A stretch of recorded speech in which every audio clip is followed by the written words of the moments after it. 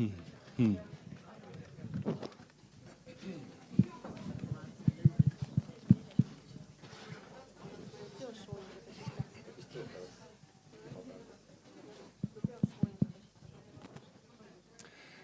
rahvas, tere õhtust kõigile. Ma palun teil seadistada oma telefonid lennurežiimile, sest nüüd algab lend maastikel. Mõistatuslikud maastikud, kujutletavad maastikud, unenäo maastikud, lapsepõlve maastikud, kadunud maastikud, pühad maastikud, päritud maastikud. Neist ja veel väga palju mitmesugustest teistest maastiku teemadest koosneb uus Eesti Rahvaluule Arhiivi küsitluskava.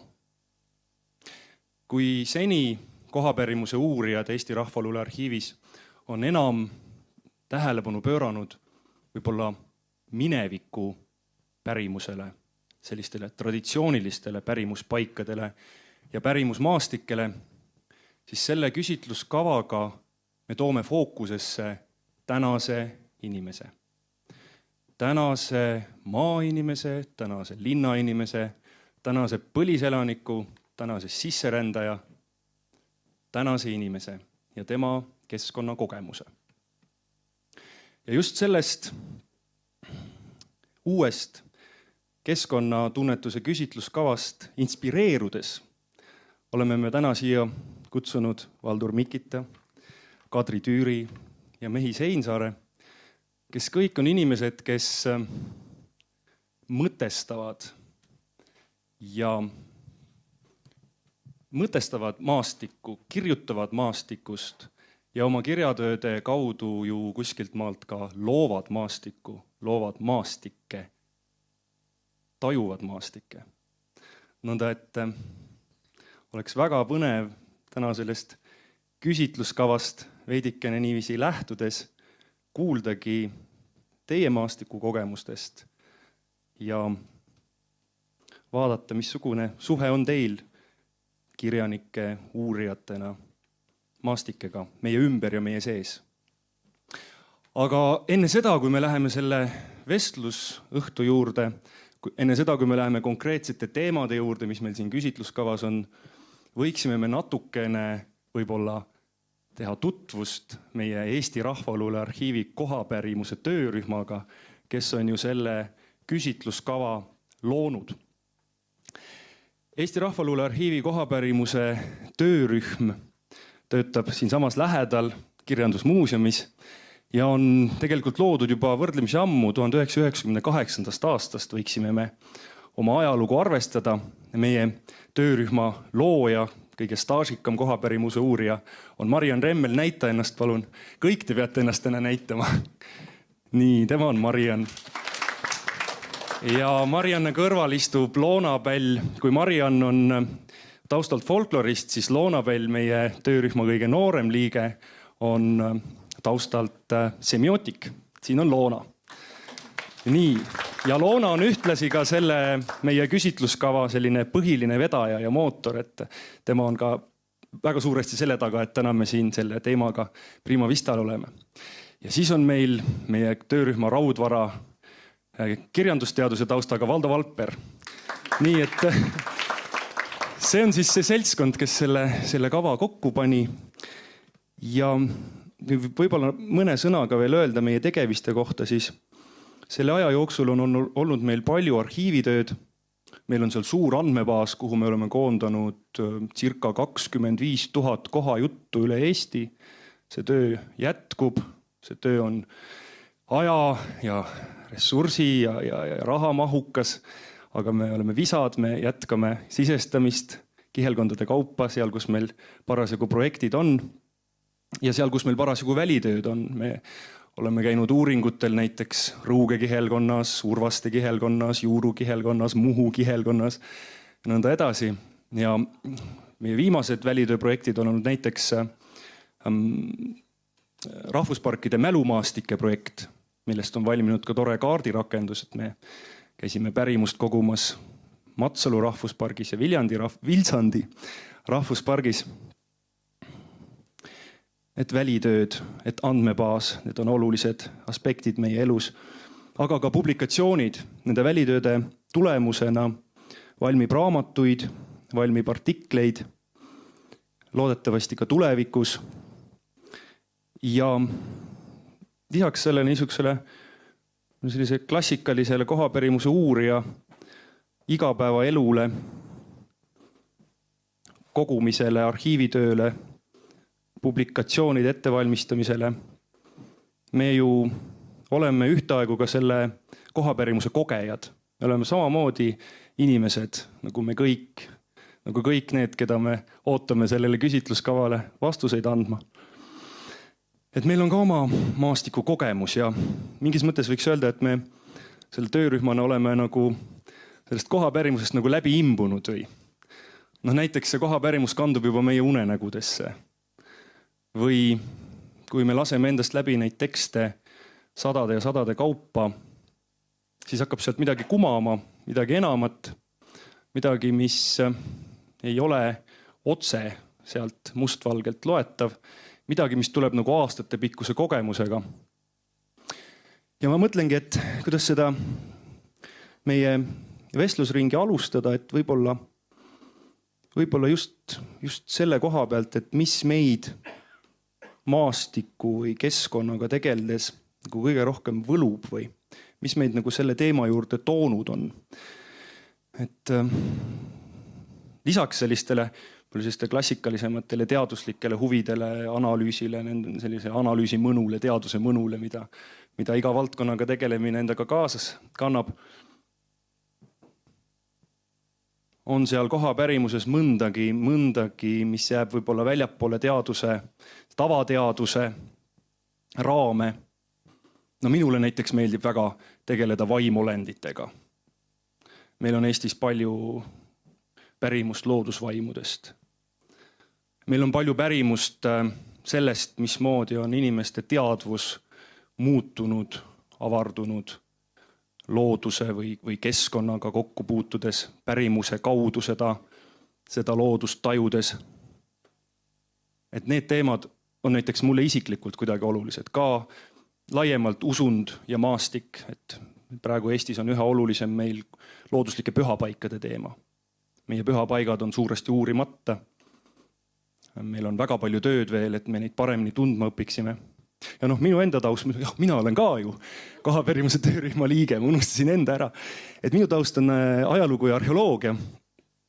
Ja mulle nagu imponeerib väga ka see, et kui ma nagu panen suure massi tekste kaardile, et ma olen mingis mõttes nagu Soome koolkonna laps kuskilt maalt, et võib-olla see ei ole alati kõige moodsam lähenemine, aga tegelikult, kui meenutada näiteks Timothy Tangerliini töid, siis folkloor suures koguses suurte tekstikorpustena kaardil, ruumis, see mudel, mis tekib, võib olla väga-väga põnev.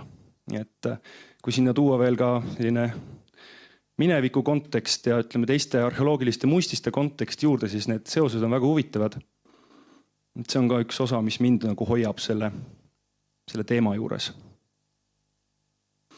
Ja muidugi ka need sellised hästi isiklikud sfäärid, millest mina täna võib-olla nii pikalt ei räägiks, et mille puhul ma võib-olla natuke loodan, et vestluskaaslased natuke ust paotavad. Aga aeg-ajalt teeb uurija ise ka selle sisemise silma lahti seal maastikul ja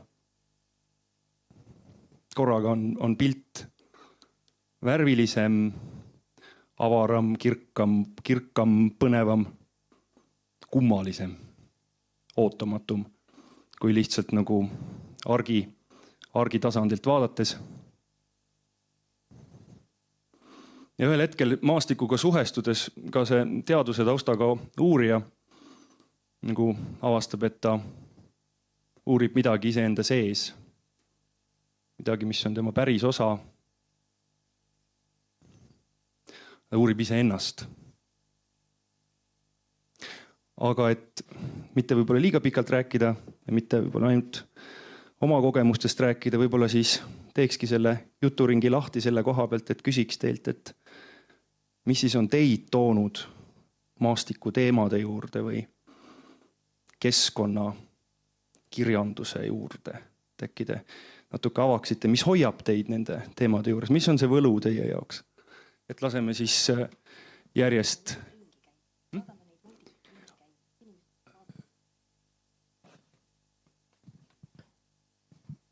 Jah. Need, Kadril tekkis idee, et võiks neid voldikuid ringi lasta, et neid oli tegelikult seal alguses ukse juurest võimalik võtta ka.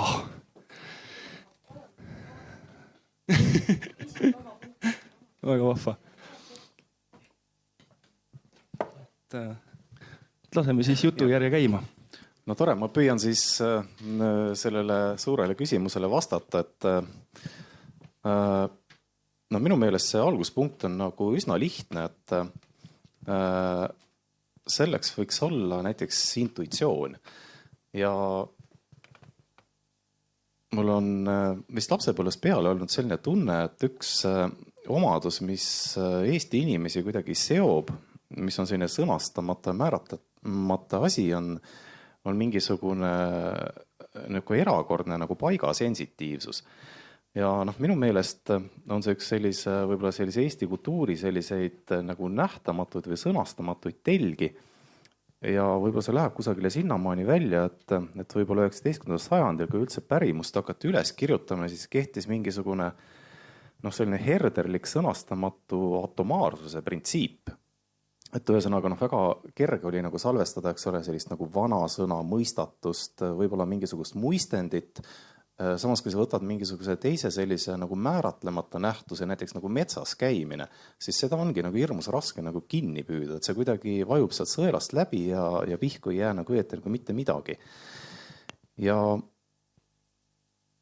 võib-olla selline alateadlik tunne, et kui ütleme, eestlane tahab midagi teha, siis esimene asi, mis ta mõtleb, on see, et ta peab minema nagu õigesse paika, korjama mingisuguseid mõtteid või korrastama mingit sellist emotsionaalset tasandit. Ja selline paik on kuidagi nagu alateadlikult nagu kodeeritud. Ja kogu see koha pärimus, vähemalt minu jaoks, on selles mõttes juba selline nagu teise ringi küsimus, et ilma sellise intuitsioonita minu jaoks nagu koha pärimust ei eksisteeri, et ma ei saa sellest nagu aru. Et see on siis minu katse vastata sellele. Ma pean ilmselt ütlema, et tõenäoliselt minu puhul esimeseks impulsiks on päritolu. Ma olen Muhust. Ja see on üks selliseid märgilisi maastikke või kohti Eestis, kuhu kõik, kes tulevad, ütlevad, oi kui ilus. Ja need, kes seal koha peal elavad, kehitavad õlgud, kadakad, võsa, mis seal on siis? Ja seda erilisust võib-olla hakkadki mingil määral tajuma mitte pidevalt seal kohal olles, vaid just nimelt niimoodi vahepeal ära käies või kahepaikne olles, nagu mina praegu olen, et elan Muhus, aga töötan Tartus. Et selline pisike distants selle maastikuga, mis paneb mõtlema, nende kohtadega, mis paneb mõtlema, et miks nad inimestele meeldivad, miks nad on väärtuslikud, miks mina konkreetselt seal tahan viibida. Ja teine selline aspekt võib-olla on see, mis avas minu silmi, kui ma käisin Ameerikas ja keskkooli ajal. Ja kui küsiti, et aga mitu korda sa kolinud oled? Sa pole elus mitte ühte korda kolinud. Ei ole. Et see on nagu üks asi, mis on eestlastele minu meelest hästi omane. Võib-olla see on pärisorjuse ajast sisse juurdunud paiksus ja võib-olla see on väga tagurlik asi, et üldiselt eestlased, ütleme kuni 20. sajandi lõpuni ei kolinud. Inimesed asustasid neid samu kohti, mida olid asustanud nende esivanemad võib-olla sajandeid. 21. sajand on toonud siin minu meelest tõesti murrangu, mida Valdur Mikita on oma teostes väga hästi esile toonud ja argumenteerinud. Ja siin ma lõpetangi vist sellega, et ma ütlen, et minu positsioon seoses maastikega ongi pigem niisugune nagu metalevelilt targutamine. Et mitte niivõrd vahetu pärimuse kandjana või maastike kirjutajana, vaid just nimelt sellena, kellel on mingisugune distants ja kellel tekib pidevalt küsimus, aga miks?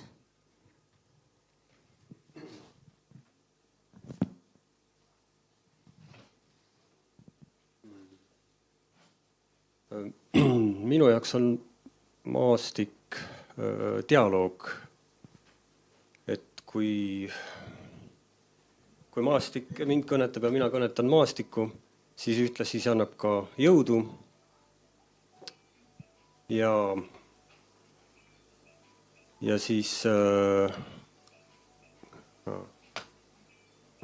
kui on nagu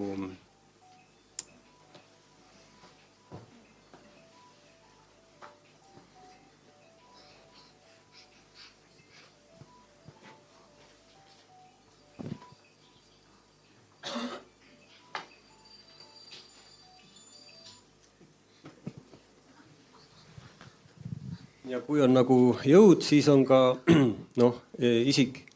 tekib isiklik suhe mõlemalt poolt, et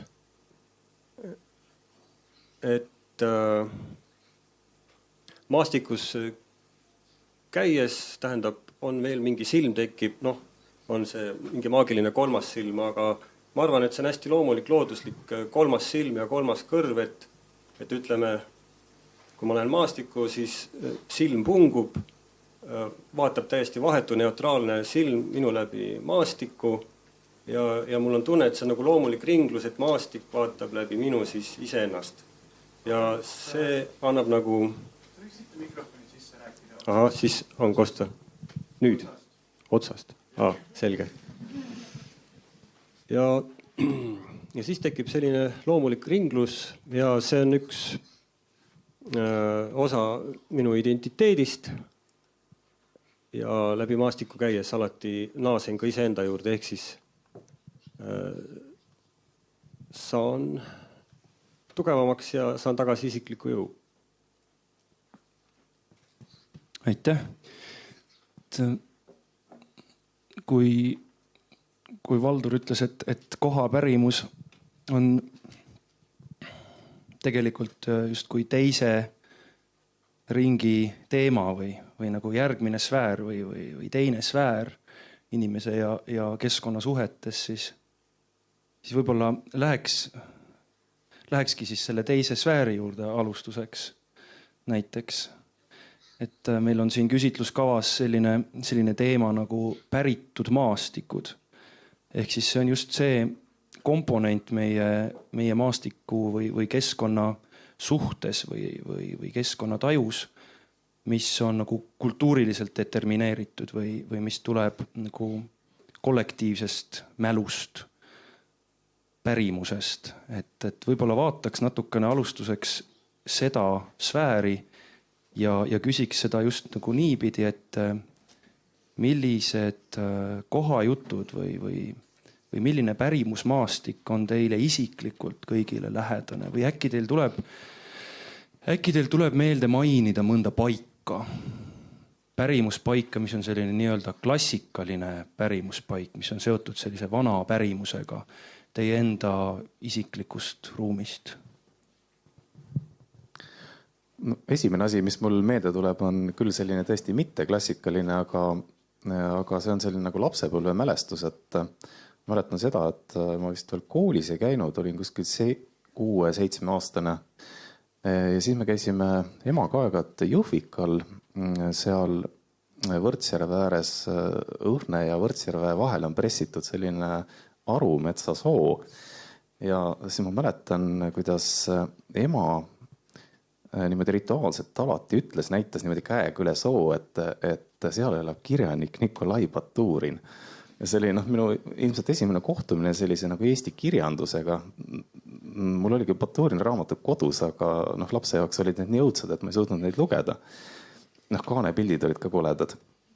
Et läks väga palju aega enne, kui ma hakkasin Baturinist aru saama. Aga kuidagi see arumetsasoo on nagu kodeeritud kuidagi niimoodi, et ühesõnaga kõigepealt on soo ja siis on nagu tükk tühja maad ja siis kusagil maailma otsas elab nagu kirjanik, kes vahepeal nagu hüüab üle soo ja mõni siis püüab kinni. aga võib-olla selline kõige klassikalisem pärimus, mis mul lapsepõlvest meeles on jah, ikkagi see, mida ma olen juba päris palju rääkinud, et kuidas ma käisin linaleotiigi juures neid kive ümber pööramas, kus vanaisa rääkis, et mõnede kivide peal pidid olema sõrajäljed ja mõnede peal siis nagu inimeste jäljed. Ja alles jah, juppike aega hiljem ma sain teada, et ilmselt need on mingisugused vana müüdiriismed maailma loomisest, et siis kui kivid olid veel pehmed, siis jah, vanaisa jättis oma maailma tegemise riistad nagu laokile ja vanatühi tuli siis neid näppima, aga kõik läks tal untsu, kivid tulid pehmed ja siis ta lõpuks põgenes seal. Aga kuradil teatavasti esikäpad on nagu inimese moodi ja tagumised on siis kabjad või sõrad ja nii need jäljed sinna said.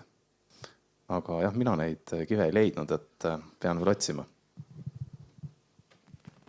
Jah, ma võiks samamoodi vist öelda, et üks selliseid pärimuskohti, mida meile nii-öelda koolis õpetati, viidi meid sinna selle kivi juurde seda kohta vaatama, oli ka Liiva küla lähedal või Liiva ja Viiraküla vahel kuskil põllu peal on kuradi käpajäljega kivi. Kõik käisime vaatamas seda, pärast kirjutasime pioneerirühma koonduste päevikusse sellest, kuidas me ta kivi vaatamas käisime.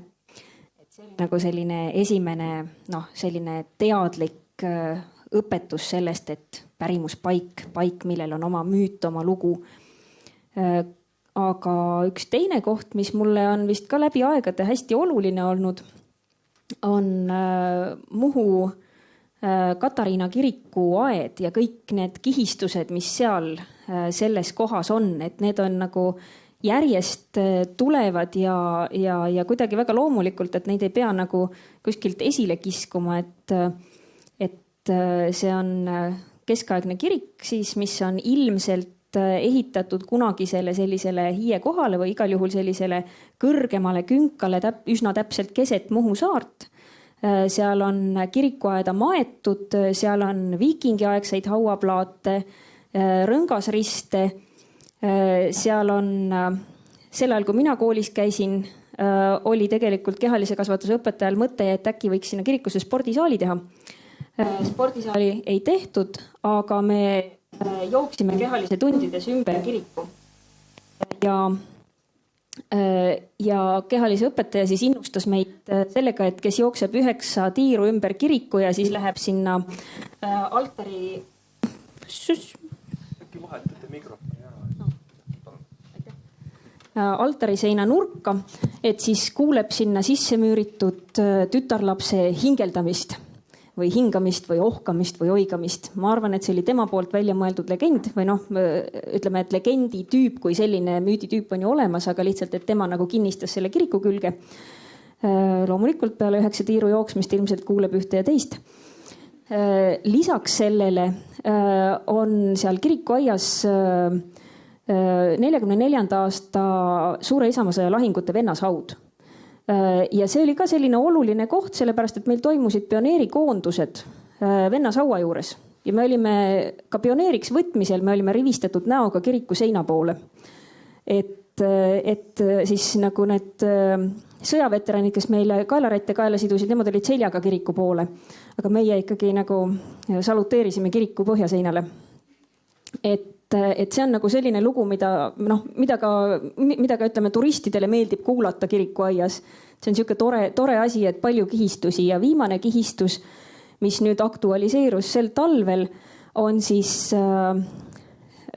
üks viimane jäänus ilmselt kunagi kiriku ja pastoraadi ümber rajatud suurest pargist, üks hiigla suur saar. Ma usun, et kes on seal käinud, need mäletavad, et see oli selline hästi jäme, millel 4-5 inimesega sai ümbert kinni võtta ja sel talvel see kukkus ümber ja oli näha, et teda hoidis püsti siuke 2 sõrme jämedune juur. Ja nüüd, kus ta on ümber kukkunud, ta on pealt vaadeldav ja ta on nii võimas. Sellel suvel meil tuleb fotonäitus pealkirjaga Suur saar. Ja me ootame inimestelt pilte, joonistusi, maale, mälestusi selle suure saare kohta, kui kellelgi on.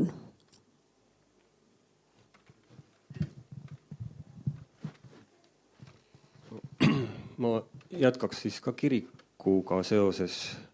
Mul ei ole vanavanemad ja nii otseselt väga mingit pärimusi rääkinud, et nad on nagu ise välja kujunenud kuidagi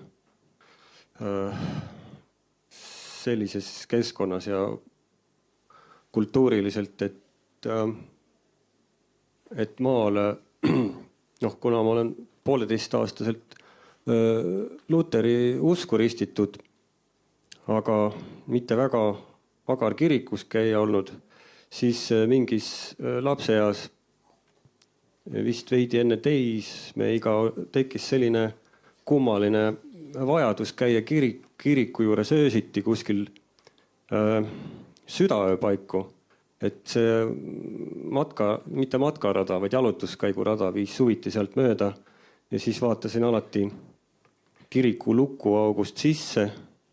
Kõigepealt, et kas seal kummitab ja siis kui oli nagu mingi hädalisem aeg, siis lugesin Meie Isa palve ja siis vaatasin uuesti kiriku lukuaugust sisse, kas seal midagi liigub või kummitab. Nii et selline paganlik, lapselik ärevus, kummituste vajadus ja siis selline kristlus olid väga veidralt läbi põimunud. Jättis ka väga võimsa mulje see, kui valgus, nagu siin see altvalgus pilvisele või udusele kirikutagusele ehk taevale või siis niiske ilmaga, pigem siis udufoonile tekitas sellise hiidkentauri kujutise ehk varju. Ehk siis kirik heitis hiidkentauriliku, täpselt hiidkentauriliku varju, mis oli nagu koloss. See jättis ka väga võimsa mulje. Ja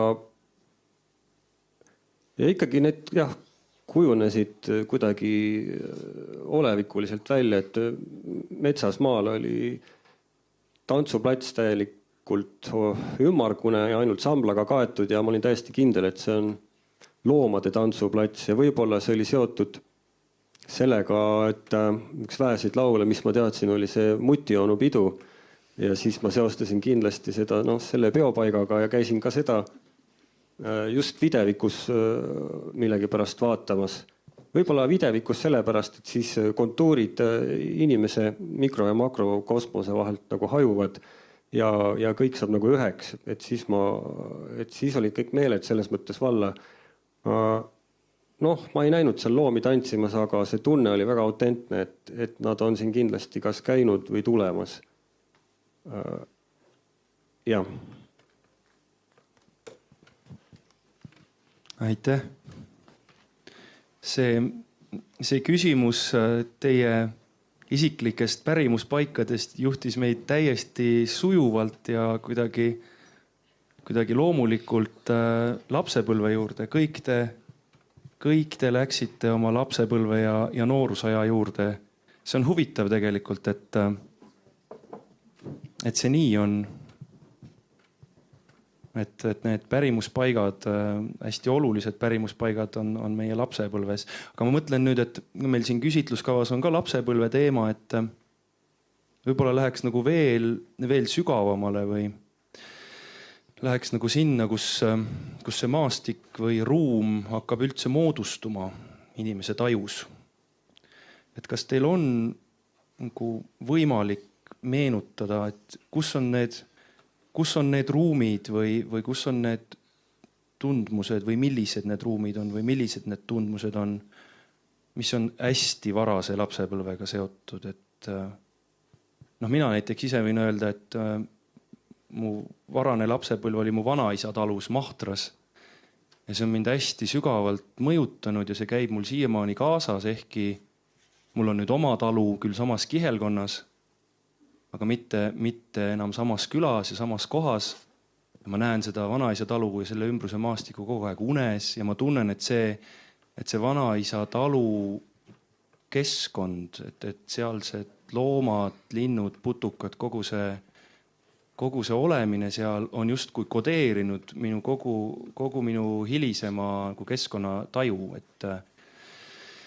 et sealne lohukivi on esimene lohukivi mu elus ja kui ma mõtlen lohukividest, siis ma mõtlen kõigepealt oma vanaisa metsa ääres olevast lohukivist, kusjuures mul tuli praegu täitsa spontaanselt üks unenägu meelde, et lihtsalt räägin siia vahepalaks, pärast jõuame unenägude juurde ka. Sürrunenägu oli. Näen unes, kõnnin metsas, vanaisa talu metsas, jõuan metsa serva lohukivi juurde. See on ainuke Eesti lohukivi, mida ma veel teadlikult kultuse kiviks nimetan. Tegelikult on see termin juba mõnda aega kasutusest väljas, sest et me ei saa nende kivide puhul kindlasti mingist kultusest rääkida, lohkudest aga küll. Ja siis läksin sinna kivi juurde ja vaatasin, siin on meie onni varemed ja midagi on veel alles. Ja siis ma teadsin, et maaparandusega on see kivi lükatud tagurpidi sinna metsaserva. Enne oli ta keset välja. Ja siis ma unes panen käed sellele tohutule kivimürakale külge ja ta liigub väga kergelt paigast. Ma pööran ta teistpidi, et näha, kus siis need lohud on. Ja see oli hästi sürr, et ma keerasin selle kivi õiget pidi, paistid need lohud, aga see kivi kukkus veel rohkem. Ja siis selle kivi alumisel küljel oli selline puutetundlik ekraan. Ja sinna oli kirjutatud teises maailmasõjas hukkunud sõjameeste mälestuseks. Ja selle kivi all, seal lohus, olid mu tädipoja töörõivad, tema flanellbluus, ruuduline ja tema tööpüksid. Ja kui ma need ära võtsin ja küsisin, Villem, miks su tööriided siin kivi all on? Siis Villem ei öelnud midagi, võttis need vastu. Ja siis ma vaatasin veel sinna kivi alla, siis ma nägin, et mu teise tädipoja Björni lapsepõlve kodu kotttool on seal. Et vaat mismoodi ta mängib, eks ju, uneruumis nende realistlike paikadega, eks ju. See on minu lapsepõlve ruum ja mul on sadu selliseid lugusid ja sadu selliseid unenägusid ja noh, see tagatuba, see valgus, see päike, see tapeedi nokitsemine ja need loomad, mis sinna tapeedi nokitsemisest tekkisid ja see lõhn ja see tunne ja see, kuidas ma ütlesin oma emale seal päikese valguses, et ma armastan sind. No see jääb inimesega ju kaasa terveks eluks. Et ma tahaks, kui tohib, natuke paotada mingeid selliseid hästi tundlikke varaseid ruumi ja keskkonnakogemusi teie puhul. Jah, see lohukivi asi oli ikka päris võimas, viimse reliikvia selline juuru variant, et see ma mõtlen, mis mulle nagu meelde tuleb. Mul oli õnn kasvada, pean jätkuvalt tänama oma vanemaid ja vanavanemaid, kes mind lasteaeda ei viinud, et tegelikult nad ühe korra viisid, aga muidugi see trauma oli ilmselt nii suur, et nad otsustasid, et lihtsam on mind mitte viia. Ja siis ma sirgusin ka sellises tüüpilises Põlistalu ruumis ja hiljem ma olen selle peale hästi palju kuidagi mõttes tagasi tulnud, et mõnes mõttes selline tüüpiline Eesti Põlistalu ruum on see, mis ikkagi tõenäoliselt meid kuidagi kodeerib nagu omamoodi. Ja võib-olla üks selline märgilise tähtsusega ehitis kindlasti on saun, aga mitte saun selles mõttes, et kus leili visata, vaid ma arvan ise, et miks näiteks saunast on nii palju ka pärimusjutte ja üldse selliseid hulle asju, mis saunas toimub, et saun tüüpiliselt ehitatakse muudest elamutest suhteliselt kaugele. Ta on kusagil seal metsa ääres ja ta märgistab sellist viimast piiri, eks ole. Eks seal oli see proosaline põhjus ka, kui saun põlema läheb, siis jääb ikka maja püsti. Aga põhimõtteliselt kuskil see saun, ta asub sellise tsiviliseeritud ja metsiku maailma piiri peal.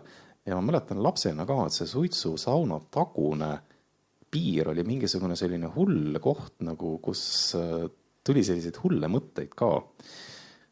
Ja üldse, kui ma mõtlen sellise suitsu sauna peale, siis väiksena mul üldse ei meeldinud seal käia. See oli ka selline traumaatiline kogemus ja vähemalt Mulgimaal ehitati see saun nõndaviisi, et oli küll laud põrand, aga lava alla põrandat ei tehtud.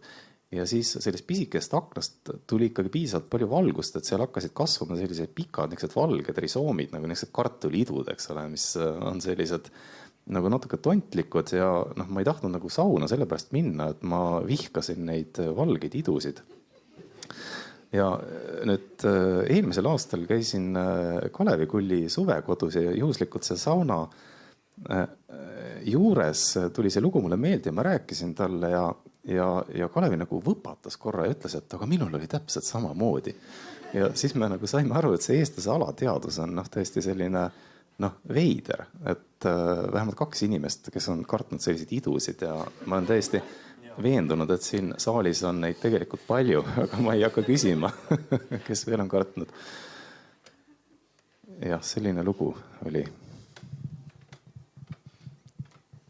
No jah, mina pean ütlema, et loomulikult ilmselt see ruumitaju ja arusaamine ruumist ja maastikust ja sellest, mis seal on head või kardetavat, saab alguse ikkagi kodust, koduõuest. Ja meie koduõu Tammse külas on hästi selline suur traditsiooniline taluõu tegelikult ja hästi avar. Selles mõttes, et ta on ranna ääres. Nagu minu vanaema oli öelnud, et moa all ja taevas kummuli peal. Et seda taevast on seal tõesti palju. Aga selle ruumi atribuutideks ei ole mitte ainult sellised füüsilised parameetrid, vaid seal on väga oluline ka see, et see maja on meil nagu sellise endise rannaastangu peal.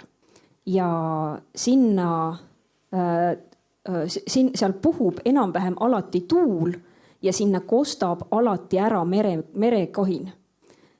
Mul on ebamugav pikemat aega elada kohtades, kus ei ole tuult. Ja Krissu noogutab kaasa. Tal on sama kogemus, mõned aastad lühemaga. Ja selles mõttes see tuul ja meremüha, et need on asjad, mida nagu peab saama. Kui neid ei ole, siis on vale koht. Ja tegelikult selle nagu lapsepõlve ja pärimuse kohta, ka eelmise kavapunkti kohta mul tegelikult oli ka siuke väike metodoloogiline mure. Et tegelikult, kui me räägime nagu pärimusest ja maastiku pärimusest ja kohtade kohta nagu siis olulise teabe edastamisest ühelt põlvkonnalt teisele, siis tegelikult ma ütleksin, et selle nagu selline loogiline, loomulik viis peaks olema see, et inimesed viibivad mingeid asju ajades koos samas maastikus ja lihtsalt mööda minnes siis nagu täpselt nagu see üle soo osutamine, et seal elab kirjanik. Et see peaks toimuma nagu mitte niimoodi tseremoniaalselt, et nüüd läheme selle kivi juurde ja siis ma räägin sulle, vaid ikkagi nagu igapäevase elamise käigus, aga see on asi, mida meil, ma arvan, et enam ei ole, sellepärast, et me ei käi perede kaupa üheskoos välja peal tööl või kündmas. Kui palju me üldse käime koos oma vanemate või sugulastega lihtsalt maastikus jõlkumas? Kes käib üksi.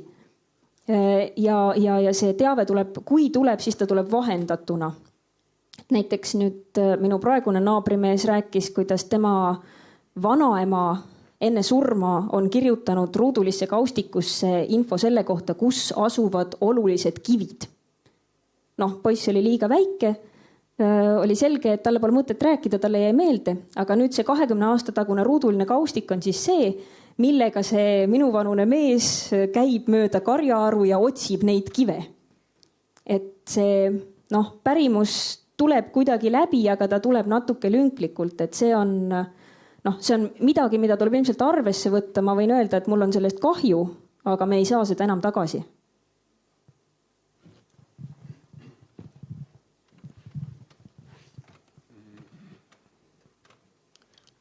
Mul on mälestused väga kaleidoskoopilised maastikutunnetus ka, sest 10. eluaasta lõputud need üle aedade turnimised ja võõraste aedade avastamised, iga uus aed oli nagu uus riik.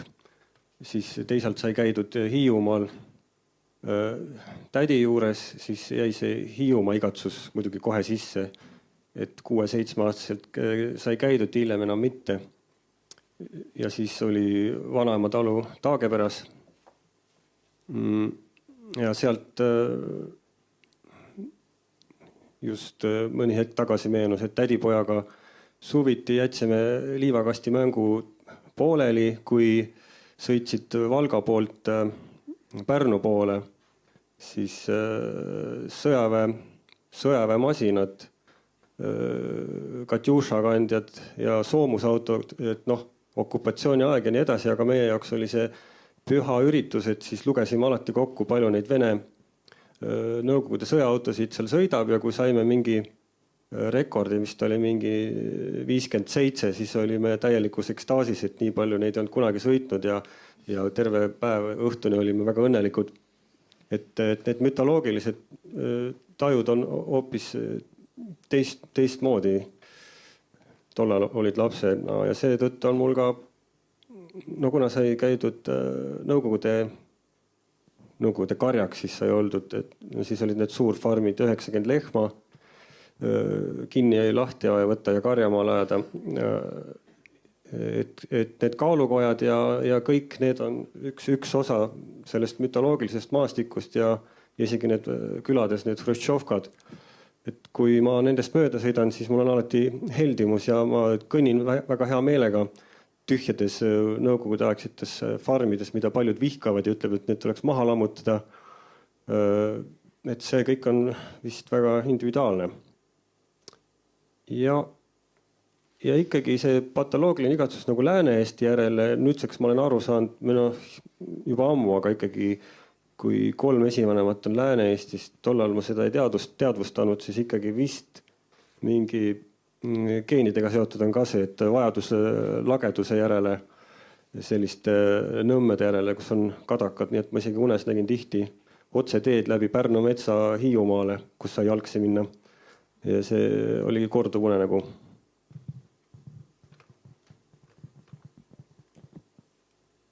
Nüüd ma olen siin dilemma ees, et kas me läheme nüüd unenägudesse, mis siit ikka nagu läbi kumavad aeg-ajalt või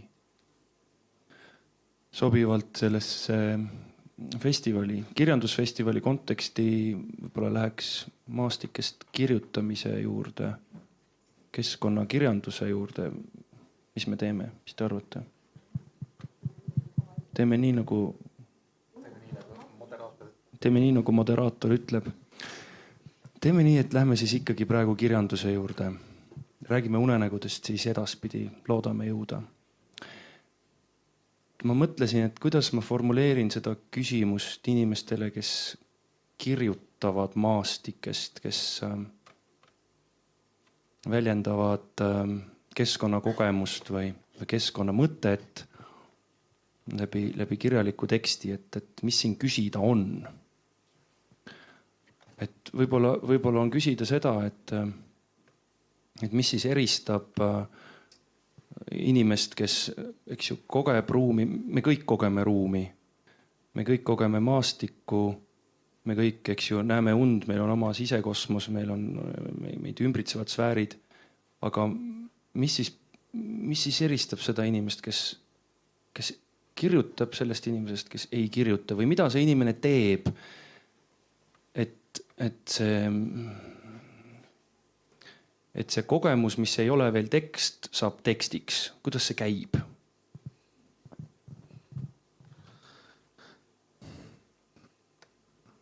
Ma ei oska sellele vastata, aga ma olen nagu mõelnud tihti selle peale, et tegelikult kõige paremad kirjanikud on need, kes kunagi midagi ei kirjuta ja ilmselt, kes ka kunagi raamatuid ei loe.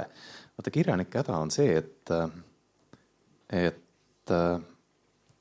nad on kõik õppinud kirjutama ja mulle endale nagu tundub, et tegelikult sellest filtrist väga palju olulist lihtsalt ei tule nagu läbi.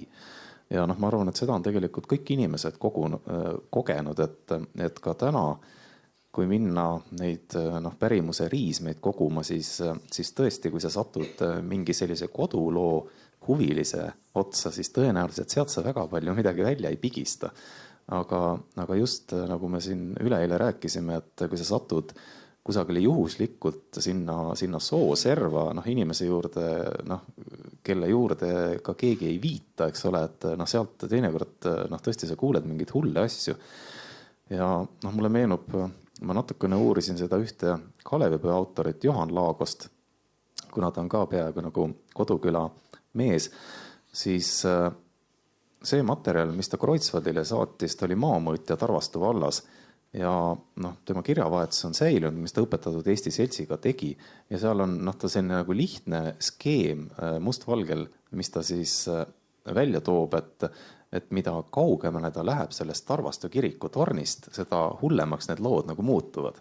Et noh, see Tarvastu kiriku ümbrus oli nagu liiga tsiviliseeritud, et seal nagu pärimust ei olnud. Noh, aasta oli siis umbes 1840 millegagi. Aga noh, võib-olla ma teeksin siin pigem sellise nagu jõulise üldistuse, et mulle teinekord meeldib välja mõelda selliseid nagu suuremaid homopäraseid mõõdikuid, millega Eestit mõõta ja üle mõõta. Ja noh, poeetiliselt mulle meeldib mõelda nõndaviisi, et üks, mis kindlasti on Eestis, on ikkagi noh, väga eriline, on see, et meil võib-olla on kõige tihedam selline säilinud, küll riismetena, aga ikkagi säilinud kohapärimus nagu, ütleme siis nagu ruutmeetri või mingi pinnaühiku kohta.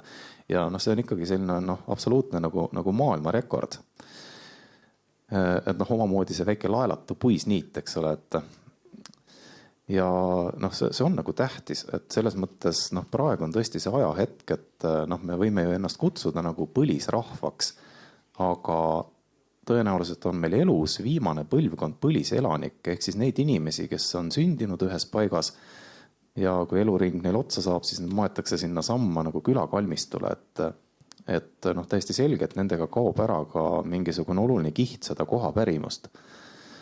Ja noh, mina kui enda kirjaniku positsiooni noh, määratlen nagu vähemalt selles kontekstis nagu kroonika kirjutajana.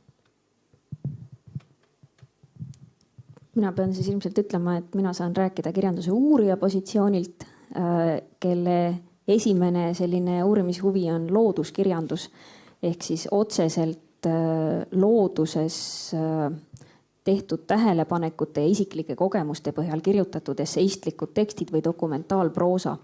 Ja kui me vaatame seda Eesti looduskirjanduse traditsiooni, siis mulle tundub, et seal on nagu hästi palju sellist isiklikku kohalolemist maastikus ja hästi palju detaile ja detaili tundmist. Fred Jüssit ilmselt on paljud teist kuulnud, lugenud. Tema on ilmselt kõige tuntum selline looduskirjanduse esindaja. Johannes Piiper, Haidene Rebassoo, kes võivad niimoodi, ma ütleksin isegi, et vahetevahel inimese detailidega ära tappa. Kohati on raske lugeda. Aga just selline nagu hästi detailne ja isiklik kokkupuude selle loodusega, mida Eesti looduskirjanduses edasi antakse. Ja selles mõttes mind väga huvitab, mis nüüd hakkab edasi saama. Eesti looduskirjandus on arenenud, ütleme, selliste suurte pildialbumiteni, millel on suured pildid, väiksed saatetekstid, Sven Saatšek, Remo Savisaar, Arne Ader. Ja nüüd Prima Vista raames toimub meil selline eksperiment ja inimkatse, et homme me läheme koos 5 Eesti ja 4 väliskirjanikuga Rappa. Ja ülehomme tuleme jälle Rabast ära.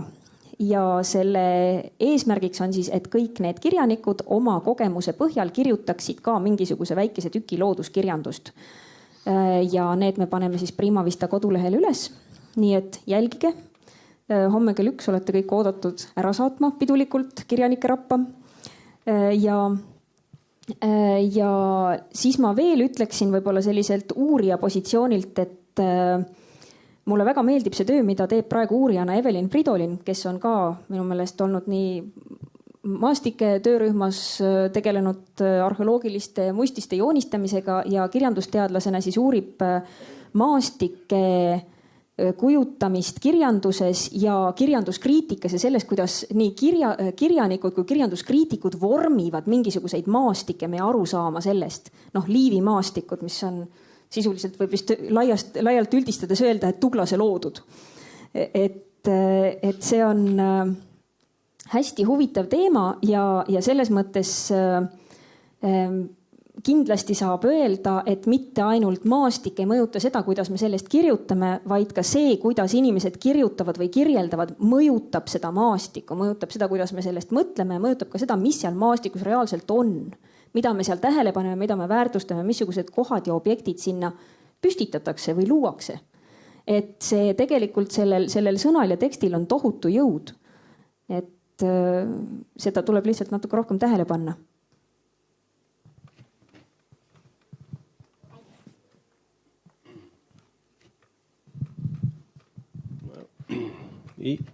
Maastikud, nad minu jaoks võrduvad paljus nagu inimmaastikud või hingemaastikud, et kui isiklikke neid metafüüsilisi probleeme alati lahendan ka maastikuliste metafooride kaudu. Olgu selleks siis kas padrik, tihnik või läbi tihniku voolav jõgi, mis võib olla siis isiklik jõujõgi või soo või laukad, et kui on halb meeleseisund, siis olen selles laukas uppuja seisundis. Aga mulle tuli meelde, just hiljuti lugesin üle Cocteau oopiumit, kus ta siis paraneva haigena, oopiumisõltlasena siis pani kirja äkki sellise lause või tähelepaneku, et kui inimese kopsud, mis on siis hästi kurrulised ja ruumilised, laotada laiali ühtlaseks tasandikuliseks kihiks, et siis saaks 2 staadioni suuruse pindala. Et siis sealt edasi viis kohe mõte sellele, et mis oleks siis, kui inimese ka kahtlemata väga kurruline ja mitmetasandiline hing saaks sellise paberi paksusena laiali laotada, et võib-olla saaks siis kes Kihnu, kes Muhumaa, kes Hiiumaa suuruse pindala. Et inimmaastiku metafoorina mulle Eesti saartest meeldib näiteks Hiiumaa, mis on natuke nagu atoll servadest asustatud inimeste poolt, aga seespool asustamata, seal on metsad, madalmaa, rabad ja seal on ka siis padrikud, kuhu täiesti vabalt võib ära eksida, kui kompassi ei ole. Ja niimoodi, et ei jõuagi mereni välja, kuigi ju saar tundub, et ei ole väga suur. Aga samas võib korralikult ära eksida. Et see on minu Hiiumaa väga hea inimmaastikuline metafoor, kus siis inimene on ju ka servadest või igapäevaselt, argipäevaselt kohal ja saab kõigega hakkama. Ja seal on kõik, mis vaja, aga niipea kui hakkab minema sisemaale või hingemaale, siis tekivad probleemid, tulevad puugid, sääsed ja eksib tihti ära. Aga samas ka on võimeline ka väga nautima seda metsa ära eksimist, et siin just Valdurile sekondeeriks, et ikka see on kõva uhkuse asi, et meil on veel metsi, kuhu sul on võimalik eksida. Väga suurtel riikidel neid metsi enam ei ole. See on kahtlemata privileeg.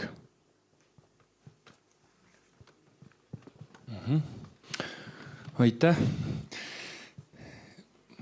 Me oleme nüüd selle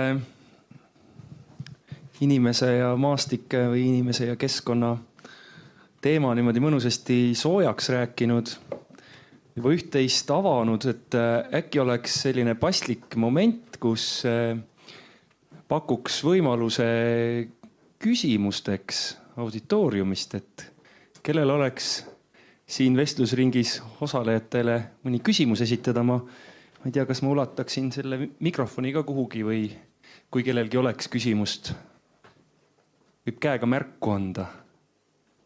See on hea võimalus, sellised vägagi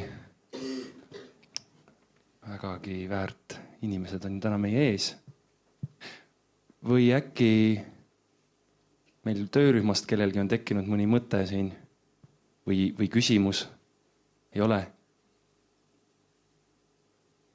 2 hetke vaikust. Sul on küsimus, ma toon sulle mikrofoni. Mul on tegelikult konkreetne küsimus Mikitale seoses jänesekapsa teoreemiga. Kust on pärit see Lõuna-Eesti maastik ja kust see teoreem algas? Kas see on pigem pärit kuskilt lapsepõlvest või kust tuleb see rohmakas ja ürgne naer näiteks? Jah, see on pärit Suislepast, ühest väga konkreetsest metsast. et seal on tõesti selline selline nägemuslik paik on see, mis võib-olla selle novelli nagu niimoodi lahti keris.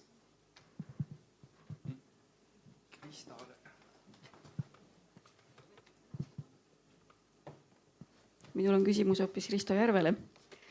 Inspireerituna sinu metsamuinasjuttude jutustamisest homme. Millised on maastikud ja metsad muinasjuttudes? Me oleme täna siin kuulnud unenägudest ja pärimusest, aga just nimelt muinasjutud. See on muuseas väga hea küsimus. Ma omalt poolt ütlen, et minu arust see muinasjutu koha pärimus või muinasjutu ruumi uuring oleks ka väga huvitav, aga Rahvaluule Arhiivi juhataja Risto Järv. See oli küll nüüd ootamatu. Muinasjutt tegelikult ju hirmus palju ei kirjelda asju põhjalikult meie ümber, nii et kui inimene sinna metsa satub, siis sellest räägitakse ainult väga põgusate joontega minu tunde järgi. Ja sellest raamatust, mille käsikirjast ma homme räägin, seal ka pigem on need kirjeldused üsna sellised üldised. Aga et nüüd palli ikka meie külalistele suunata, võib-olla ma siis kohe kasutan, mikrofon käes on. Et siin ühest hirmukogemusest ma juba kuulsin, aga millised maastikud veel on olnud hirmutavad teile, austatud? See on päris konkreetne selline jätk, sest et me ühtlasi siis sujuvalt liigume ju järgmise küsitluskava punkti juurde, milleks on meil negatiivsed kohad. Kas on kohti, kus sul on halb olla? Milliste kohtadega on seotud ebameeldivaid sündmusi? Milliseid kohti oled kartnud või vältinud? Miks? Jah, üht-teist mulle tõesti meenub.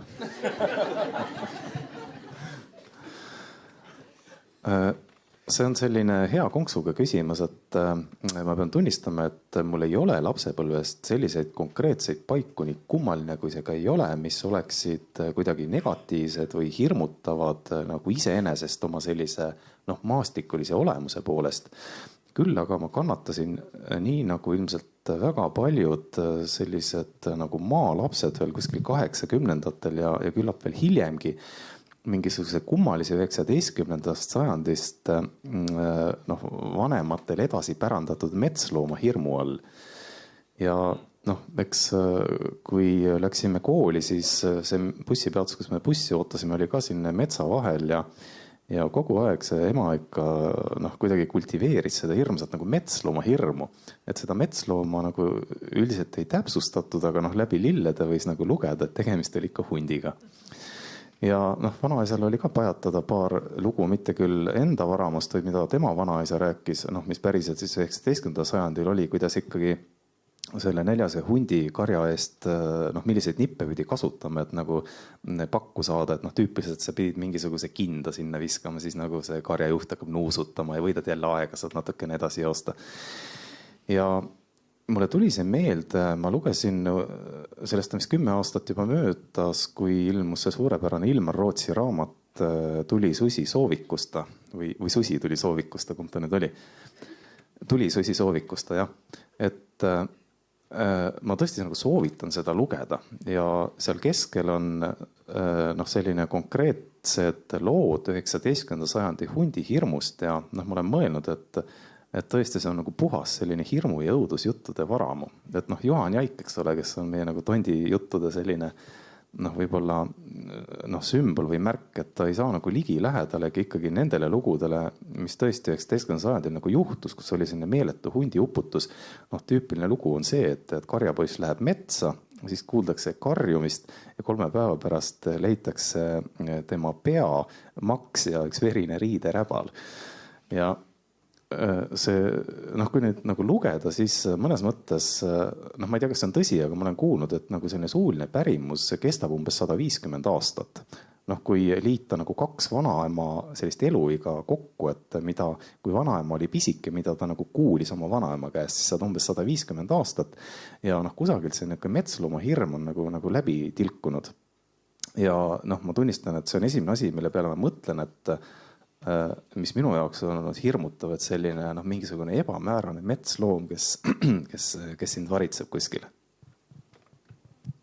ma siis räägin 2 lugu, et esimene hundijutu jätkuks.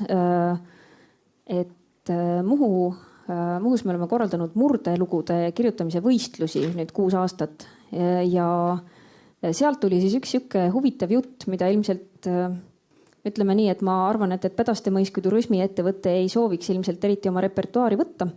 Aga et seal Pedaste mõisa läheduses on olnud siis nagu Muhu selline hundiala, kus on teadaolevalt veel hundipesakond elanud võib-olla mingisugune 20. sajandi alguses. Ja siis Simiste koolis on käinud lapsed sealt sellest Adjanina nimeliselt Poolsaarelt, keda teised lapsed on koolis narrinud. Ütle, kes on adjaloom eesti keeles. Ja adjaloom on siis hunt, aga sealsete perede lastele veel 50-ndatel, 60-ndatel oli see tabu. Nad ei tohtinud öelda hunt, tuli öelda adjaloom. Ja ühesõnaga, et selline hirmukogemus. Ja kui ma mõtlesin oma isikliku hirmukogemuse peale, siis ma pean jällegi ütlema, et ainus kord, kus ma olen nagu paaniliselt mingisuguses ruumis hirmu tundnud, on olnud seoses teoreetiliste elamustega. Et kui ma õppisin Soomes ja kirjutasin magistritööd Soome kirjaniku Anja Kaurase romaanist Pelon maantiede ja ma lugesin üsna palju igasugust teooriat naiste hirmugeograafia kohta ja selle kohta, et kus ruumides ikka naised hirmu tunnevad ja mismoodi peaks ruume ümber disainima, et naistel seal turvalisem oleks ja kogu seda sihukest üsna kohati väga räigete näidetega feministlikku analüüsi. Ja lisaks sellele siis, olukord oli see, et tulin õhtul üksi kinost vaatamast Andrei Balabanovi filmi Värdjad, mis on ka päris kole film. Ja ma pidin minema üle Aurajõe silla, kus tavaliselt sõidetakse bussiga, mis on mingi sihuke 500 meetri pikkune betoonist kõle tühi sild. Ja mulle tuli teiselt poolt vastu mees, kellel oli kapuuts peas. Ja ta tuli mulle järjest ligemale. Ja ma pidin temast mööda minema. Tegelikult see oli täiesti tavaline hilisõhtune käia nagu minagi. Aga kogu see teoreetiline taust ja kogu see äsjane elamus ilmselt tekitas sellise ruumi ja see oli silla peal kõrge betoonsild, mitte kedagi kuskile minna ei ole. Väga tõepoolest ma sain aru, et võib-olla sellel naiste hirmugeograafial on teatav alus. Aga mina pean seda kogemust küll nagu teoreetiliselt indutseerituks, mitte vastupidi.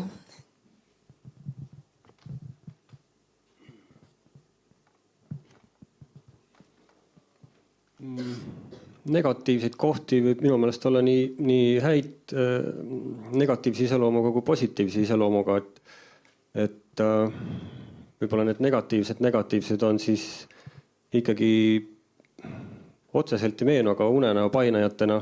Ma arvan, need lõputud koolimaja lõputud tubade ja saalide rägastikud, kust väljapäälu otsid väljapääsuda. Kõik hakkab pihta saksa keele klassiruumis, kus saad teada, et 2 nädala pärast tuleb anda ära eksam, muidu ei saa keskkooli lõputunnistust. Ja siis sealt põgenemine ja see koolimajast välja jõudmatus. See on tegelikult ju ka maastik. Positiivsem need negatiivsed kohtade osas on ikkagi need, mis närvikõdi pakuvad, ehk siis ikkagi minu isiklikud lemmikud, et kus kummitab, see tõmbab.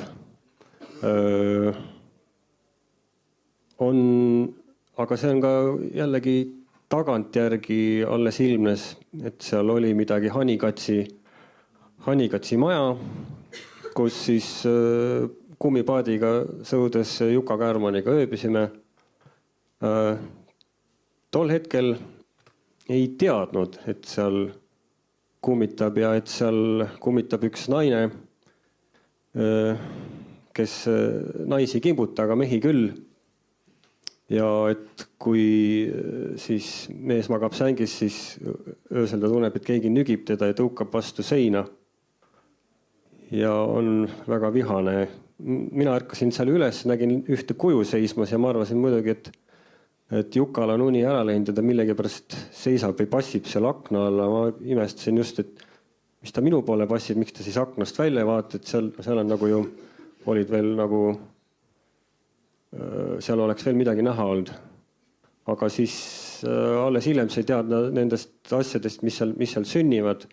Aga järgmine päev oli küll, et sealt sõjutsime ära ja oli Varesel ainult vist Hanerahule. Hakkasin ujuma ja see oli konkreetne ainukene olukord senises elus, siis, kus oli väga reaalselt uppumissurmaga silmitsi seismine. Puhtalt tahtejõuga see välja juhutada, aga ma ei tea, kas selle naiskummituse käsi nii kaugel ulatus, et ta ka seda seal nagu mõjutas või üritas mu pead vee alla vajutada. Aga see võib olla ka mu isiklik fantasmagooria juba. Aga samas jah, sellised negatiivsed kohad isiklikult, nende üle on huvitav mõtiskleda ja seal on mingi tõmme tagasi selliste asjade poole.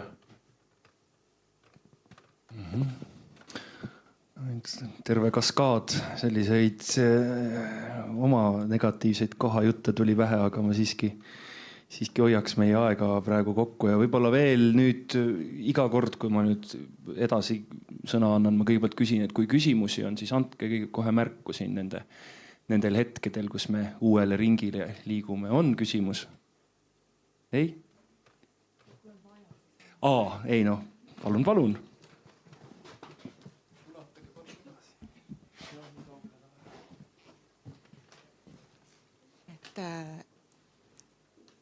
Kõigepealt esimene küsimus või oleks see, mis vist on vähem Kadrile ja rohkem neile, kes ennast esimese asjana ei defineeri kirjandusteadlastena, vaid pigem isekirjutajatena.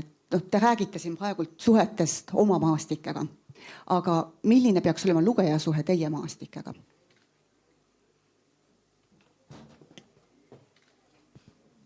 Aitäh. Esimene assotsiatsioon, mis mulle kohe nagu tekib, on see, et raamatut tuleb lugeda õiges kohas. Et võib-olla on see ka selline väike eestlaslik kiiks, aga üldiselt ma kunagi hakkasin mõtlema mingist teoreetilist mõtet, et selliste tänapäevaste kirjandus teooriate vaimus, et on, eks ole, et kes selle raamatu siis ikkagi loob, et on nagu autor ja siis on lugeja, on tekst, aga üks selline väga võimas mingisugune 4. komponent on ikkagi see lugemise koht. Ja miks ma pean seda oluliseks, kui ma mõtlen, ma arvan, et minu kõige suurem elus lugemisperiood on olnud 4. kuni 6. aastani, umbes 3 aastat. Ma lugesin küll põhiliselt lasteraamatuid, aga ma lugesin nagu meeletut, et kunagi hiljem elus ma ei ole nagu nii palju lugenud.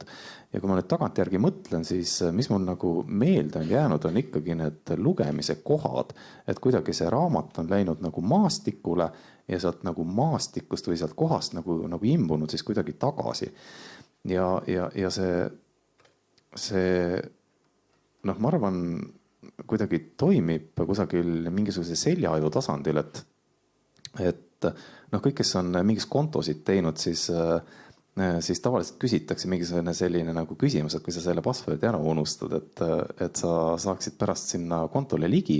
Ja see üks tüüpküsimus on see, et kus sa olid sel hetkel, kui sa kuulsid, kui lennukid lendasid kaksiktornidesse. Ja kui seda nagu lahti mõtestada, et mis selle taga on, siis selle taga ongi see sama seos, et inimene ei pruugi mitte midagi mäletada, aga ta enamasti ta mäletab täpselt seda kohta, kus ta seda uudist nagu kuulis. Ja ma arvan, et raamatutega, see ei ole kõige parem näide, aga on tegelikult täpselt sama asi, et see selline unenäoline maastik on ikkagi see, mis lõpuks toob sulle selle nagu raamatu sellise nagu kuidagi eriti võimsa kogemuse.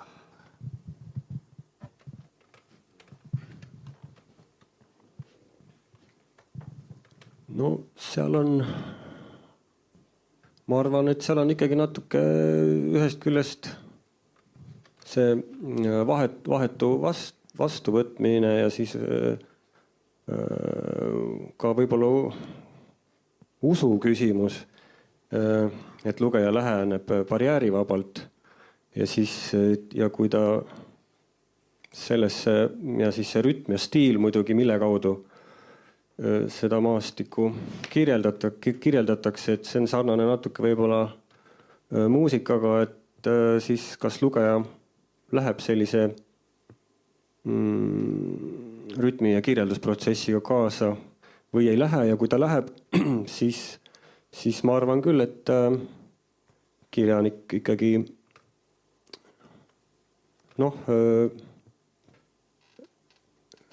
ta on, ma arvan, selline ikkagi heas mõttes meedium, et ta ikkagi kirjeldab ju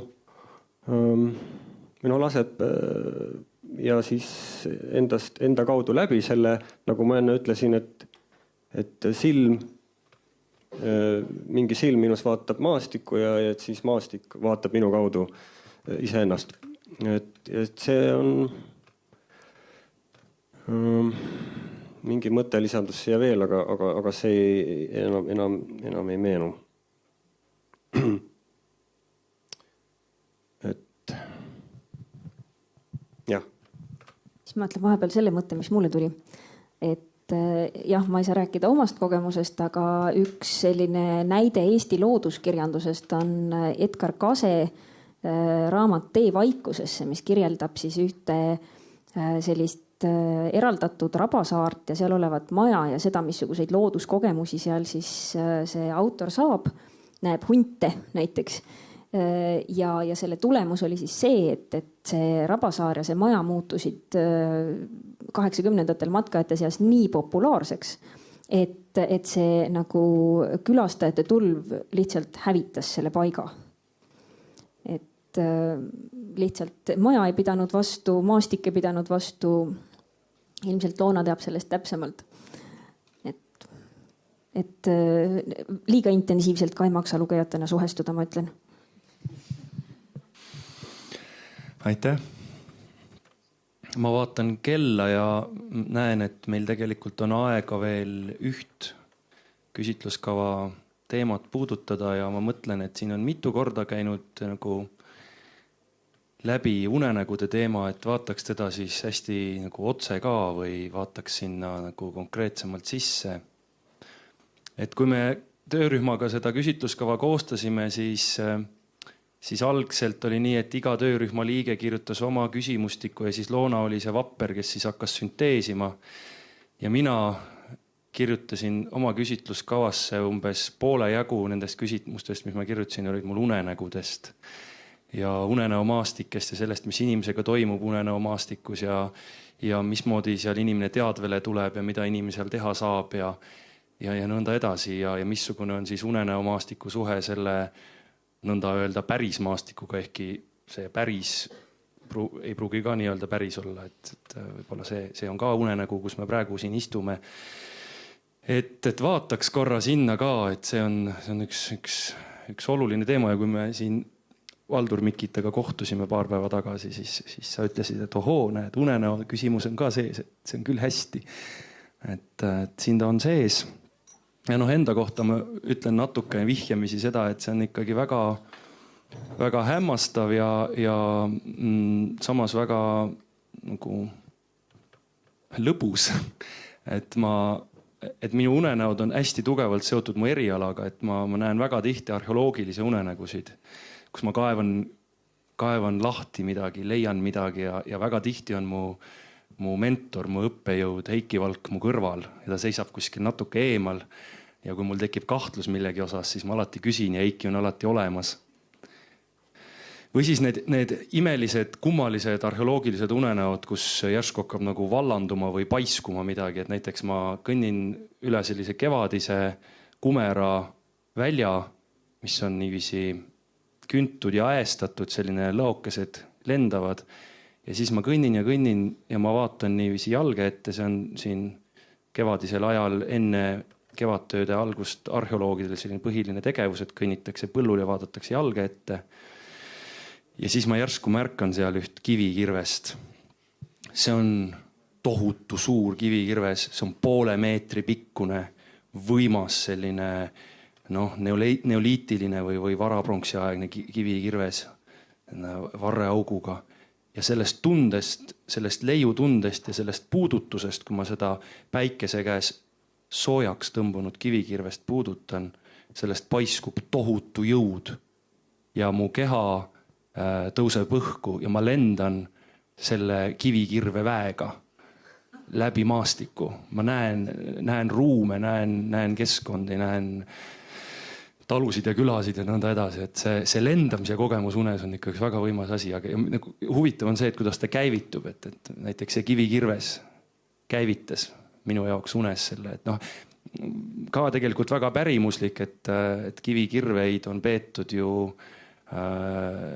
piksenoolteks, mis on siis, noh, meil on ka pikseusk olnud Eestis üsna hilise ajani, üsna elujõuline, meil on piksepalved üles kirjutatud ja see on üks vägev asi olnud, see kivikirves rahva jaoks, kui teda on peetud piksenooleks ja kui ma teda nii-öelda oma selle pärimusest ja arheoloogiast läbi imbunud alateadvusega puudutan seda kivikirvest seal unenäos, siis ma saan ühenduse selle väega ja lähengi lendu. Et muidugi pärast kõik keerdub kuhugi proosalisse, et tuleb välja, et ekspeditsioon on juba lahkunud ja mina olen kuidagi uurimisrühmast välja jäänud ja vean lihtsalt mingisugust mõõdulindi rulli kuhugi aasale ja sellel ei ole mingit tähendust. Aga nüüd ma annan sõna edasi. Jah, see oli hea lugu, et mulle meenus vist 2 raamatut on Kivikirvest aurumasinani ja aurumasinast kosmoseraketini. Et see oli selle jah, see lendamiskogemus muidugi on tõesti nagu painajalik ja mina kuulun vist nende inimeste hulka, kes tegelikult ei näe väga palju unenägusid või vähemalt ma ei jäta neid meelde. Aga jah, selline lend mingisuguse lapsepõlve maastiku kohal on teinekord, kui ma seda näen, siis see on midagi sellist, millest ma ei kujuta ette, et saaks nagu suuremat unenägu olla. Üldse see selline nagu lendamiskogemus, võib-olla selles on midagi sellist natuke mitmiktajulist ka, et mulle näib üldse, et eestlase looduskogemus kipub kergesti müstifitseeruma ja tegelikult on see väga tore, et see niimoodi on. Ma arvan, et see on ka mingi selline oluline asi, mida tuleks hoida. Et võib-olla sellised paremad sellised metsakogemused on ka tegelikult seotud sellise unenäolise lennutundega, mida on nagu väga raske sõnadesse panna, aga seal on selgelt nagu mingi sarnasus. Aga võib-olla üks selline nagu üldisem mõte ka, et kui inimene saab vanemaks, siis tema nagu minevik kasvab ja tulevik nagu kahaneb ja ta sellel teljel, eks ole, niimoodi ütleme see mingisugune asi, mida ta siis nagu järel lohistab, kogu aeg nagu paisub ja võib-olla see mingi serv tuleb nagu lähemale ja kui vaadata vanu inimesi, siis neil on selline kui vaadata, kuidas nad mäletavad, siis mõnes mõttes mäletamine ongi nende jaoks selline lend mingisugust lapsepõlve maastike kohal, selline nagu nägemuslik ja kunagi tuli mul selline mõte, et see on lihtsalt selline poeetiline kirjaniku mõte, et ilmselt väga-väga paljudel eestlastel on mingi selline nagu sõnastamata rituaal, et enne surma nad lendavad tagasi oma kõige olulisemale maastikule ja sooritavad seal mingisuguse sellise indiaaniliku rituaali ja siis surevad. Ma ei oska seda kuidagi nagu lahti mõtestada, aga mõeldes nende vanade inimeste või oleks mind nagu kasvatasid, siis ma nägin, et nad kogu aeg nagu lendasid seal maastiku kohal ja selle lendamise käigus nad jutustasid lugusid. Et nii see oli. Ja, ma pean tunnistama, et selle päevakorra punkti pärast mina olin kõige rohkem mures, sest ma ei näe unenägusid eriti sageli. Aga täna öösel kohusetunne näitas mulle ühe. Ja see oli unenägu sellest, kuidas ma käisin Pädaste mõises lõunat söömas. Imre oli seal ja Imre koer oli seal ja siis olid veel 2 tudengit. Ja koer ja tudengid hirmsasti segasid, nügisid ja kõik asjad kukkusid käest maha ja ei teadnud kuskil pesta ja ühesõnaga see lõunatamise kogemus ei olnud väga mõnus. Aga ma olin mingis sellises majas, kus ma ei olnud varem olnud ja aknast välja vaadates ja ilmselt ma ikkagi unes nagu analüüsisin seda vaadet sealt aknast välja ja selle maastiku järgi, mis oli selline nagu lage põld ja servas kadakad. Ma sain siis aru, et see koht, kus ma olen, on Pädaste mõisa peahoonest ida poole ehitatud Pädaste mõisa tööliste maja, mis on ehitatud 20. sajandi alguses. Ma tõesti ei ole seal kunagi käinud, ma olen seda maja üle põllu näinud, aga ma sain aru, kus see koht on. Ma ei tea, kas see on nüüd positiivne või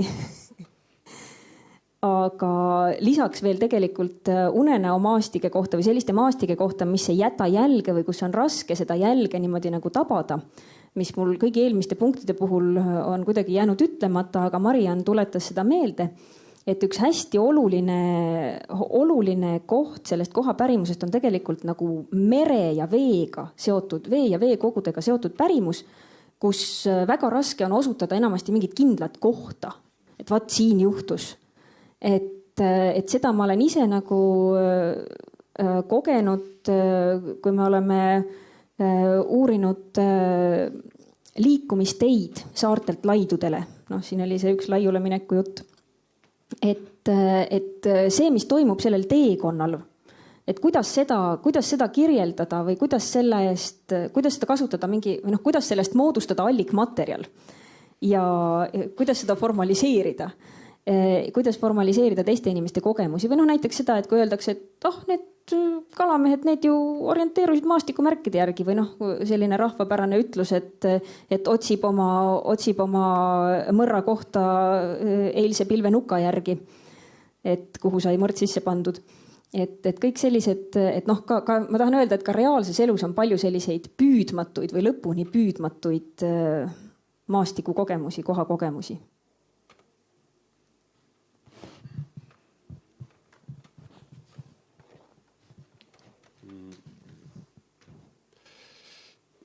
Head unenäod võib-olla nõuavad ka mingit teatud palverännakut punktist A punkti B, et 95. ma tegin Saaremaa matka, alustasin Kuivastust ja siis Muhu ja Saaremaa matka, vabandust siis. Et alustasin Kuivastust ja jõudsin siis 4. või 5. päeval läbi Kaarma kõindides Panga Küdemaa lahe juurde ja Mustjala kanti ja seal ühes põhukuhjas magades, vist seenevihma ka sadas, nägin unenägu, mille tegevus toimus Taageperas siis vanaisa kodus Helme vallas. Ja oli ühepaja toidu keetmine ja väljas oli selline novembri ilm, et nagu ühepaja toidu aur ja novembri udu ja aur segunesid ja uksed olid kõik millegipärast lahti. Kõik kodused tädid ja vanaemad toimetasid köögis ja siis tuleb äkki väljast sisse vanaisa, kes muidu oli väga pikk mees. Tolle aja kohta vähemalt 1,85 m, aga nüüd oli ta millegipärast kuskil 1,70 m. Tuli kohe minu juurde ja ütles, et mul on sulle üks väga tähtis saladus öelda, kuula nüüd. Ja siis ta rääkis väga pikalt mu kõrva sisse midagi, väga siukses imelikus keeles, ma ei saanud sellest midagi aru. Ja ühel hetkel ta ehmunult, või mitte ka ehmunult, vaid tegelikult täitsa niimoodi kindlalt vaatas uuesti uksest välja, ütles, nii mulle tuldi nüüd järgi. Ja läks siis uksest välja ja mina tajusin ainult mingit varju seal. Ja siis uudishimust läksin ka välja, vaatasin, et sain kohe aru, et õhuke lumekiht oli, et tõenäoliselt on vanaisa kaenlasse haaratud kellegi poolt. Ja siis vaatasin, et kelle poolt ta on nagu kaasa kaenlasse haaratud oli. Seda sai tuvastada ainult jälgede järgi ja need jäljed olid sellised keskaegse saapa mustriga umbes 75 kuni meeter pikad. Keskaegsed saapad ja sammude pikkus siis oli ka kuskil, iga sammu vahe oli 3-4 meetrit ja siis ma jälitasin neid samme kuni metsani, aga sealt Padrikusse ei olnud enam võimalik, kartsin ka minna. Ühesõnaga sealt edasi oli sisuliselt, sain aru, et on keelatud minna ja metsapiirilt siis pöördusin tagasi. Et selline ühe unenäo kirjeldus, mis on väga, võib-olla isegi kõige selgemini meelde jäänud. Rohkem ma siis hetkel ei räägiks. Hästi, tundubki, et ega me väga palju rohkem hetkel rääkida ei saa, sest et aeg on sealmaal. Võiks hakata tasakesi seda jutuõhtut kokku võtma. Et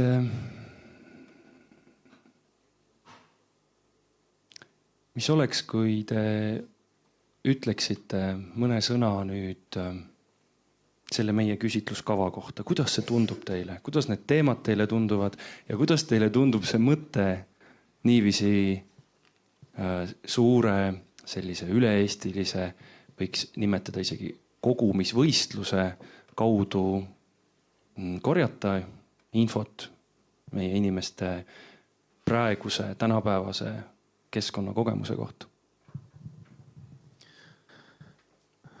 No ma arvan, et seda teha ongi viimane aeg ja mulle meeldib võib-olla see, et üldse igasuguse pärimuse kogumise juures peab olema säilimise spontaansus, eks ole, et kuidagi selline pärimuse kogu ja spontaansus on mulle tundunud alati nagu hästi oluline.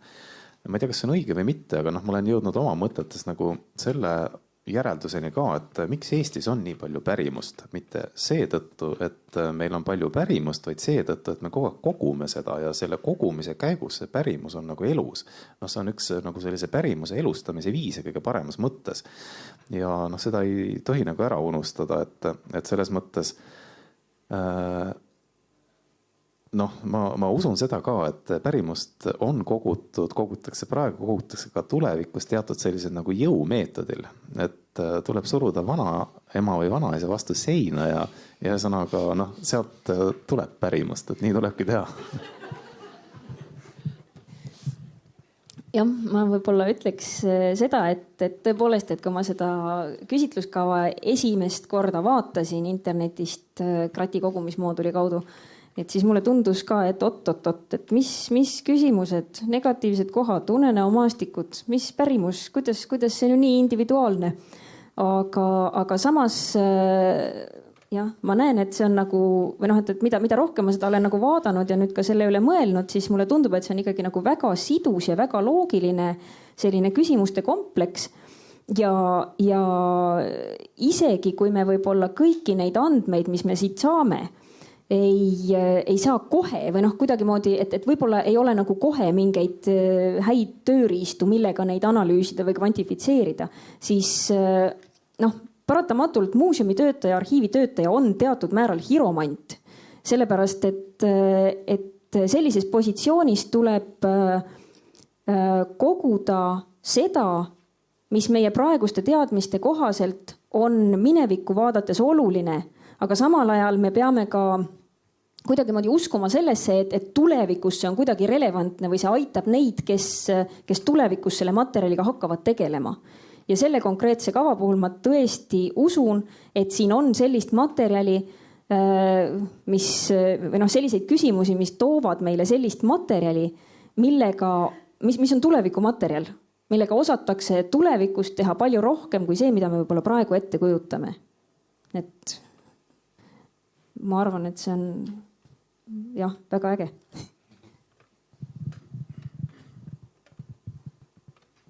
Ja, kui ma neid küsimusi vaatasin just, et kuidas neile või vastata, siis mulle meeldis, et neid küsimusi on palju, 14 siin, et 4 või 5 küsimust väga hästi kõnetasid mind ja ma arvan, et see ongi, et mida rohkem neid küsimusi või erineva nurga alt on, et hea küsimus, hästi esitatud küsimus on võti, mis avab selle lukuaugu, siis selle kuulaja või selle küsimuse lugeja peas ja siis tal võib soon lahti minna, aga võib-olla sama hästi ju palju küsimusi, mis on hane selga vesi, et ta lihtsalt, ta ei reageeri sellele, aga siin on, see on hea, et siin on just palju ja väga eri nurga alt neid küsimusi. Aitäh. Nõnda, et kõik, kes tänase sellest samast küsitluskavast inspireeritud vestlusõhtu jooksul tundsid, et need teemad kõnetavad teid või kes tunnevad, et võiks veel lisaks vaadata, et milliseid teemasid siin veel veel on, siis olete kõik teretulnud. Seda küsitluskava saab ka siit koha pealt, seda küsitluskava saab Eesti Rahvaluule Arhiivi kodulehe kaudu, seda saab meie kogumismooduli Kratt kaudu, seda informatsiooni selle küsitluskava kohta ja selle meie uue kogumisvõistluse kohta, millel on ka auhinnad, saab ka Facebooki vahendusel.